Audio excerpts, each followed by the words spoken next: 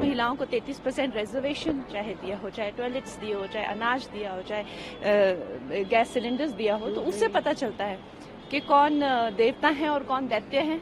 जो महिलाओं का अपमान करते हैं उनको जो है इस तरह से सरेआम जो है मेरा घर तोड़ा गया, गंदी गंदी गालियां मुझे दी गई।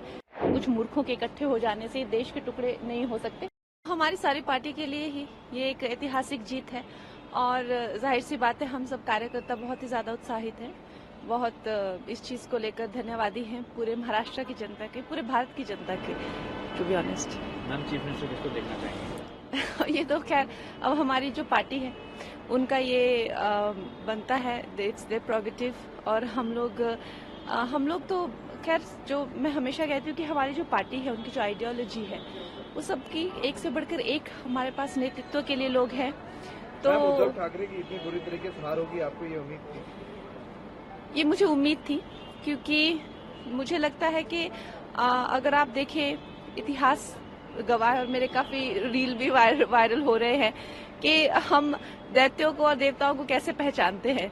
जो महिलाओं की इज्जत उतारते हैं वो उसी श्रेणी के होते हैं, दैत्य ही होते हैं। और जो महिलाओं को सम्मान देते हैं, आज हमें अगर महिलाओं को 33% रिजर्वेशन चाहे दिया हो, चाहे टॉयलेट्स दिए हो, चाहे अनाज दिया हो, चाहे गैस सिलेंडर्स दिया हो, तो उससे पता चलता है कि कौन देवता है और कौन दैत्य है। तो दैत्यों का वही हुआ जो होता है हमेशा, उनकी हार हुई।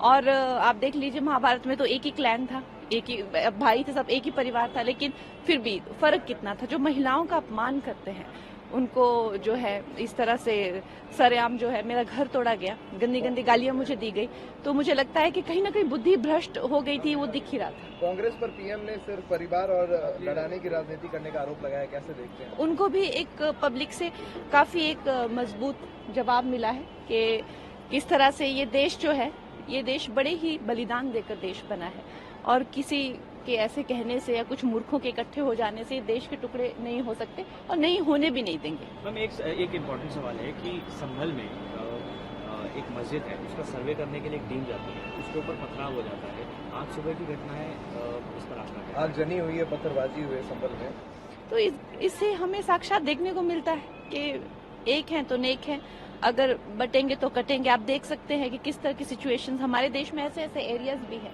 जहां पे जाना ही अलाउड नहीं है इवनिंग के बाद।